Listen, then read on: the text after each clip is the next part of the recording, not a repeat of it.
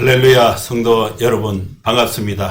오늘은 아침에 일찍 일어나 보니까 아주 날씨가 겨울처럼 쌀쌀하고 또 매서운 바람이 이렇게 불었어요. 마음이 좀 움츠러지는 그런 추운 그 겨울의 문턱에 왔다, 그런 느낌이 듭니다. 이러한 때에 여러분 특별히 건강관리를 잘 하시고 또 옷도 따뜻하게 입고 해서 감기에 걸리지 않고 건강하게 잘 생활할 수 있기를 바랍니다. 오늘은 2020년 11월 11일 빼빼로 데이입니다. 오늘 이렇게 사무실에 나왔다가 점심시간에 간사님들하고 같이 식사를 하는데 젊은 간사님들이 빼빼로를 한 통을 이렇게 선물로 줬어요. 이거 무슨 날이냐 하니까 오늘 빼빼로 데이라고. 그래서 그래도 참 재미가 있는 그런 하루였습니다. 11월 11일 수요 예배에 말씀을 나누게 됐습니다. 이 성경 본문의 말씀은 마태복음 9장 14절에서 17절 말씀입니다. 말씀을 일단 성경을 한번 먼저 읽어보겠습니다. 이 설교의 제목은 새 부대에 새 포도주를 넣어라, 이 주제로 설교를 하도록 하겠습니다. 먼저 성경을 한번 읽어보겠습니다. 14절. 그때에 요한의 제자들이 예수께 나와 이르되 우리와 바리새인들은 금식하는데 어찌하여 당신의 제자들은 금식하지 아니하나이까? 예수께서 그들에게 이르시되 혼인집 손님들이 신랑과 함께 있을 동안에 슬퍼할 수 있느냐? 그러나 신랑을 빼앗길 날이 이르리니 그때에는 금식할 것이니라. 생배 조각을 낡은 옷에 붙이는 자가 없나니 이는 기운 것이 그 옷을 당겨 헤어짐이 더하게 됨이요.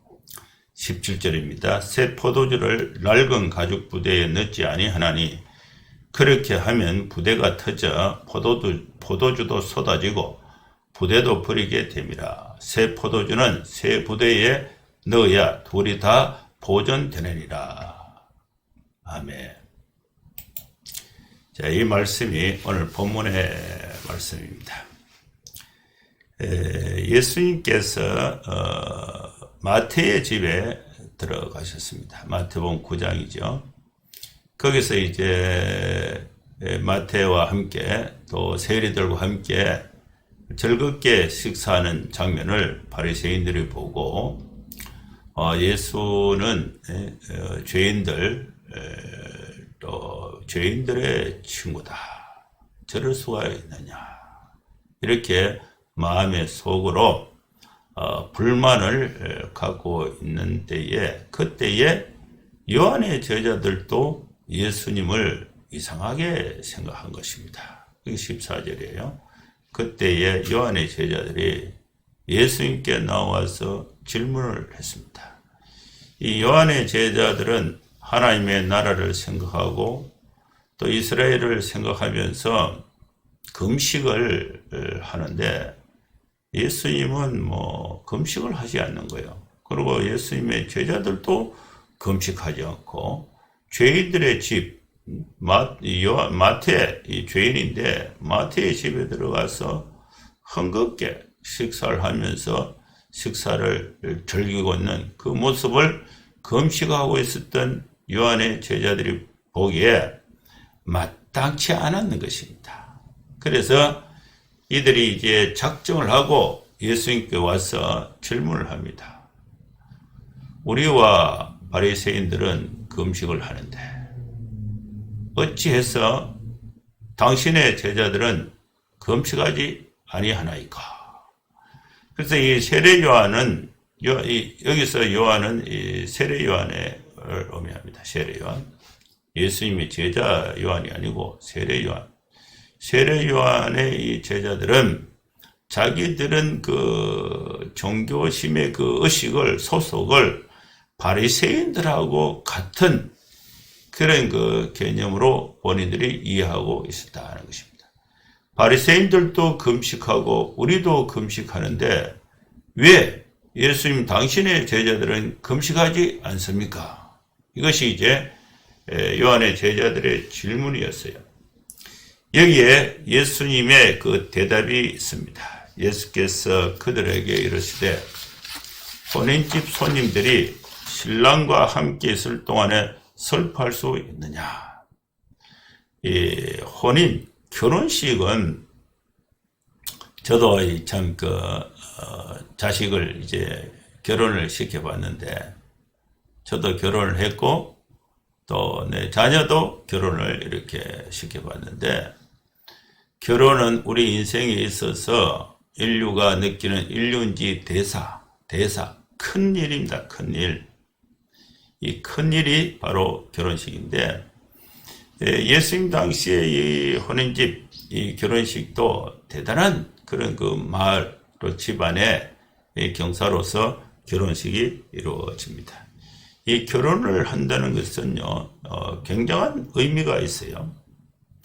신랑이 있고 신부가 있고, 또 신랑과 신부가 결혼을 해서 가정을 이루면은 세상이 축복받는 그런 그 날이 바로 결혼식입니다. 결혼을 하면은 이제 기대하는 것이 뭐냐?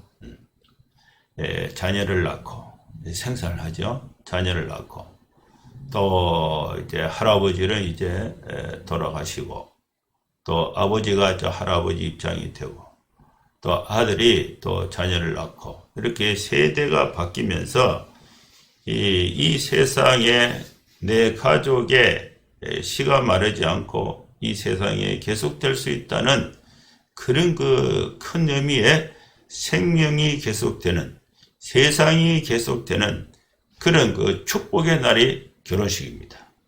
이 결혼식은 신랑과 신부가 만나서 가정을 이루게 되는 정말로 행복하고 축복된 날인데, 이 결혼식 날 손님으로 온 하객들이 신랑과 함께 있는데 왜 슬퍼하느냐?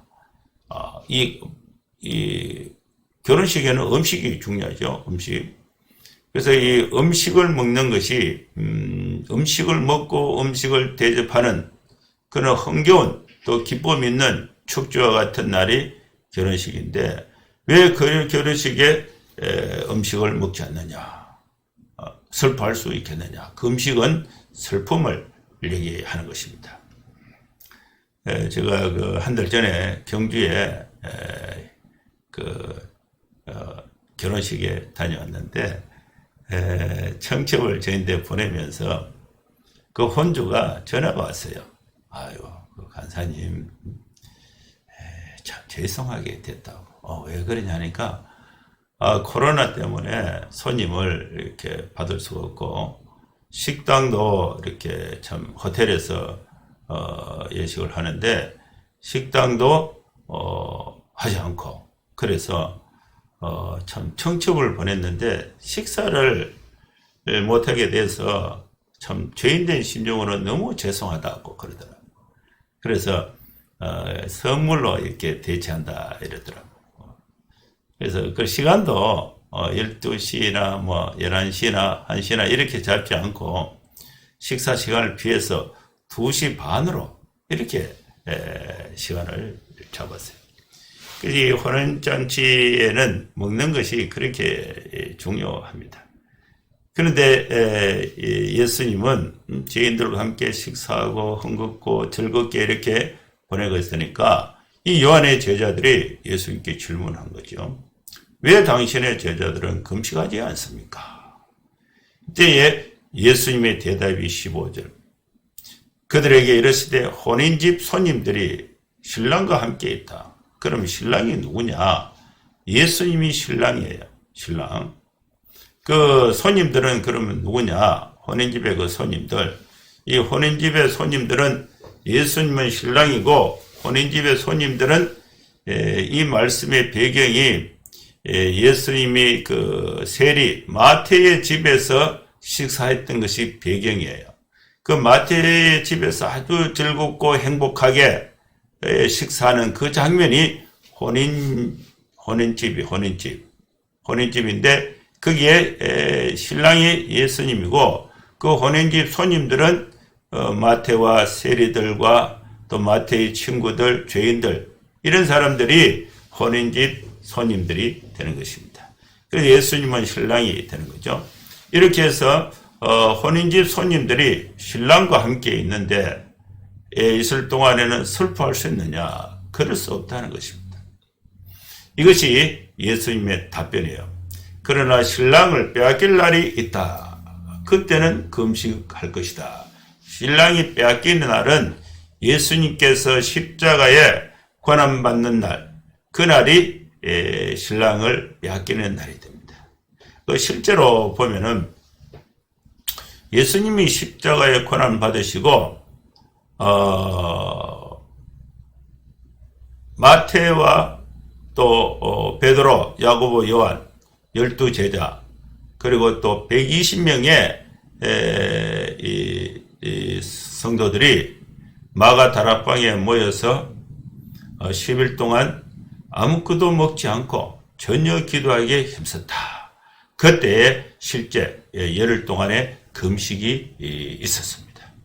이 열흘 동안의 금식이 있은 후에 50일째 오순절 성령 강림이 인해서 초대교회가 가장 왕성하게 일어났던 그런 성령의 역사가 있었습니다.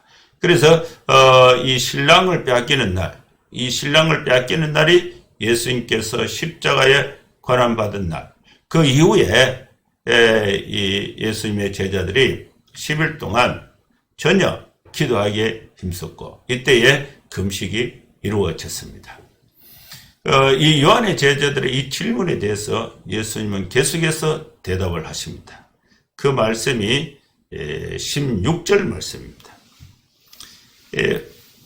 예수님 당시에는 직접 어복을 만드는 그 기술이 그렇게 많은 그런 발전이 없었어요. 양 가죽이나 짐승의 가죽이나 또 이런 것을 이제 말려서 이걸 이제 붙여서 이렇게 그 옷을 만들어 입는 뭐 그런 그 형태가 있었습니다. 생배 조각을 낡은 옷에 붙인 자가 없나니, 그 생배 조각은 새 것을 말합니다. 그 옷, 그 조각이 새 것인데 이 새 것을 낡은 옷에 붙여서 이렇게 깃게 되면은 그 기운 것이 그 옷을 서로 당겨서 이전보다 더 그 옷이 이렇게 찢어지고 또 헤어짐이 더하게 된다. 그래서 이 생배 조각을 낡은 옷에 붙이는 자가 없다. 이런 기운 것이 그 옷을 당겨서 헤어짐이 더하게 된다. 이 말씀을 이제 이 요한의 제자들이 왜 금식하지 않느냐? 이 질문에 예수님이 하신 것입니다. 그러면 이제 이 생배 조각은 누구냐? 생배 조각은 예수님과 또 예수님의 제자들이에요. 낡은 옷은 누구겠어요? 낡은 옷은 바리새인들 그리고 요한의 제자들이 갖고 있었던 그 신앙, 생각, 생활, 이 지식, 이 부분은 낡은 옷에 불과한 것입니다. 그 낡은 옷의 생배 조각, 예수님의 그 믿음, 예수님의 예수님이 가르쳐 주신 그런 교훈, 예수님의 그 가르침에 복음을 듣고 함께하는 예수님의 그 제자들, 이 제자들은 생배 조각이에요. 생배 조각. 그리고 이 바리새인들과 요한의 제자들은 낡은 옷에 불과한 것입니다. 여기서 이제 낡은 옷에 바리새인들과 또 요한의 제자들이 뜻도 의미도 모르고 자기를 괴롭히면서 종교심의 의의를 드러내는 이 거리에 서서 큰 소리로 이렇게 기도하는 것, 그리고 또 금식하는 것, 이런 것을 하나의 종교의 권위, 종교의 경건을 대표하는 그런 어떤 그 신앙의 행위, 그것이 낡은 옷인 것입니다. 그 낡은 옷에 생배 조각을 붙이게 되면은 이 생배 조각도 낡은 옷과 함께 더 헤어져서 둘 다 서지 못하게 된다. 그래서 예수님께서 이 16절 말씀을 이렇게 비유로 하신 것입니다. 이 비유를 좀 더 선명하게 하신 말씀이 17절 말씀입니다. 17절 말씀을 읽어보면은 훨씬 더 쉽게 이해할 수가 있습니다. 새 포도주가 아주 맛있는 새로운 포도주를 낡은 가죽 부대에 넣게 되면은, 이 가죽 부대가 터지게 되면은 가죽 부대도 버리게 되고, 그리고 그 안에 있었던 새 포도주도 버리게 된다. 둘 다 버리게 된다. 새 포도주를 낡은 가죽 부대에 넣지 아니하나니, 그렇게 하면은 부대가 터져서 포도주도 쏟아지고 부대도 버리게 된다. 그러면 어떻게 하느냐? 새 포도주는 새 부대에 넣어야 둘이 다 보존된다. 포도주도 살아있고 또 포대도 살아있게 되는 것입니다. 이 말씀이 금식에 대해서 금식에 대한 설명을 요구할 때에 예수님의 그 대답이었습니다. 여기서 이 새 포도주는 예수님의 말씀하신 또 예수님의 말씀을 또 믿고 따르는 그 제자들이 새 포도주예요. 낡은 가죽 부대는 바리새인들이 만들어둔 사회의 질서, 관습들, 이것이 낡은 가죽 부대가 됩니다. 낡은 가죽 부대에 새 포도주를 넣게 되면은 그 제자들도 못 쓰게 되고, 또 낡은 가죽 유대인 바리새인들 자체적으로도 의미가 없게 된다. 그래서 예수님은 이제 가죽 부대를 바꾸어서 새로운 가죽 부대에 새 포도주를 넣어서 둘 다 보존이 되어야 한다. 이 말씀이 예수님께서 하신 말씀인 것입니다. 여러분, 우리는 이제 성경의 가치관, 성경의 세계관을 우리가 바르게 이해하는 것이 필요한 것입니다. 성경의 세계관에, 성경의 가치에 우리의 삶을, 우리의 믿음을 담아야 하는 것입니다. 그러면 우리의 믿음도 지키고 또 믿음이 만들어준 이 새로운 문화, 새로운 그 성경의 가치도 살아나게 되는 것입니다. 여기서 이제 우리는 적용하는 말씀을 정리를 해야 되는데, 우리는 이 네 가지로 적용을 할 수가 있습니다. 첫째, 우리는 금식을 해야 한다는 것입니다. 언제 금식해야 되는가? 예수님이 없을 때에 금식해야 된다. 오늘날 우리의 시대는 정치계에 예수님이 안 계시는 것 같아요. 또 종교계에 예수님이 안 계시는 것 같아요. 또 경제계에 또 예수님이 안 계시는 것 같아요. 우리의 가정에 예수님이 계시는가? 하물며 또 우리 교회에 예수님이 계시는가? 이것을 우리가 의문을 가지고, 우리는 우리가 처한 이 현실을 두고 하나님 앞에 금식하며 기도하는 간절한 믿음의 자세가 필요한 것입니다. 우리는 금식을 해야 된다. 지금은 금식할 때입니다. 요한의 제자들과 바리새인들은 백성들 앞에 금식을 하면서 자신들의 의를 드러내는데 금식을 한 것입니다. 그러나 우리는 언제 금식해야 되는가? 예수님이 계시지 않을 때에 혼인집 손님들이 신랑과 함께 있을 동안에 슬퍼할 필요가 없습니다. 그러나 신랑을 빼앗길 날이 있게 되는데 그때 금식을 해야 한다는 것입니다. 오늘날 신랑 되신 예수님이 우리 사회에, 우리 각 분야에 예수님이 안 계시는 것 같아. 이때가 뭐 할 때냐? 지금은 금식하며 하나님 앞에 회개하고 기도할 때가 된 것입니다. 여러분, 시간을 정해서 하나님 앞에 금식하며 기도하는 신앙을 회복할 수 있기를 주의 이름으로 축원합니다. 두 번째는 예수님과 함께 혼인잔치 집에서 기쁨의 참여해야 한다는 것입니다. 예수님은 우리의 신랑이 되십니다. 우리는 신부예요. 신부는 신랑을 만날 때에 가장 기쁜 거예요. 가장 행복한 거예요. 우리 성도들, 우리 교회는 예수님을 신랑으로 모신 신부에 한 것입니다. 그리고 이 신부는 신랑이 함께 있을 때에 기뻐하는 것입니다. 제가 어저께 신방을 갔는데 우리 간사님을 하다가 이제 결혼을 해서 이렇게 아기를 낳았어요. 딸을 낳았는데 한번 신방을 해야 되겠다 해서 이제 저 문경까지 신방을 다녀왔습니다. 근데 그 신랑이 어디에 있느냐 하면은 러시아에 있어요. 블라디보스토크에 있습니다. 근데 이 코로나 때문에 비행기가 없어요. 그리고 배도 없어요.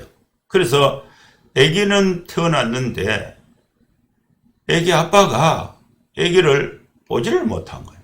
그래서 이 영상으로 화상 통화로만 이렇게 보고 있는데, 그래서 아기에게는 아빠가 없고 또 아기 엄마에게는 신랑이 없고 또 아기 엄마의 친정에 있으니까 그 어른 입장에서는 사위가 없는 거예요. 아빠가 없고 신랑이 없고 사위가 없는 거죠. 그러니까 그걸 보고 있는 우리도 너무 안타까운 거예요. 그리고 아기 엄마도 너무 안타까운 거예요. 그리고 또 언제 갈지도 몰라요. 그래서 이거 참 안타깝다, 그런 생각을 이렇게 했습니다. 혼인집 손님들이 신랑과 함께 있을 때는 슬퍼할 수가 없다. 신랑과 함께 있을 때는 기뻐해야 된다는 것입니다. 우리는 우리의 신랑 되신 예수님과 함께 이 땅에 살면서 행복하고 기쁨 있는 그런 삶을 살아야 된다. 이 말씀이 15절에 있습니다. 14절에는 우리는 금식할 때가 있다. 예수님이 계시지 않는 그런 상황, 그런 사회, 그런 교회, 그런 가정은 금식을 해. 금식하며 회개하고 하나님께 기도해야 된다. 그 다음에 15절에는 우리는 예수님과 함께 사회 환경 여건이 아무리 어렵더라도 우리의 신랑 되신 예수님과 함께 우리가 혼인잔치집에서 기쁨이 넘치는 그런 삶이 될 수 있기를 바랍니다. 그 다음에 세 번째는 생배 조각을 낡은 옷에 붙이면 안 된다는 거예요. 그럼 둘 다 버리게 된다는 것입니다.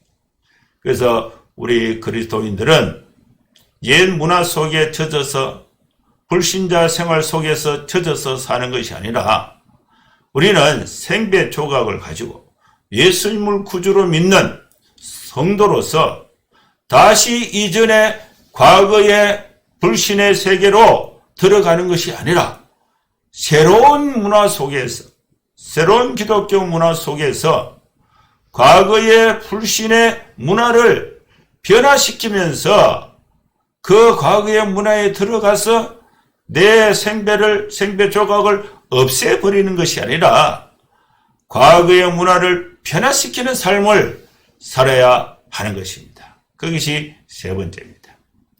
네 번째는 이제 더 선명하게 말씀을 하셨는데, 새 포도주는 새 부대에 넣어야 한다. 그래서 새 포도주도 보존하고 또 새 가죽 부대도 보존하는, 둘 다 보존하는 방법. 이것이 바로 새 포도주를 낡은 가죽 부대에 넣지 아니하고 또 새 포도주를 새 부대에 넣음으로써 둘 다 보존되는 그런 삶이 되어야 될 줄로 믿습니다. 오늘 네 가지 말씀으로 정리를 했습니다. 이 말씀을 우리가 마음에 새기면서 우리가 예수님과 함께 기뻐하면서 또 예수님이 없는 사회를 바라보면서 금식하면서 안타까워하면서 우리의 생배 조각을 또 과거로 돌아가지 않고 또 새로운 포도주, 새로운 가죽 부대를 다 보존하는 그런 믿음과 신앙의 생활이 되어야 될 줄로 믿습니다. 오늘 말씀은 여기에서 마무리하겠습니다. 한번 기도하겠습니다.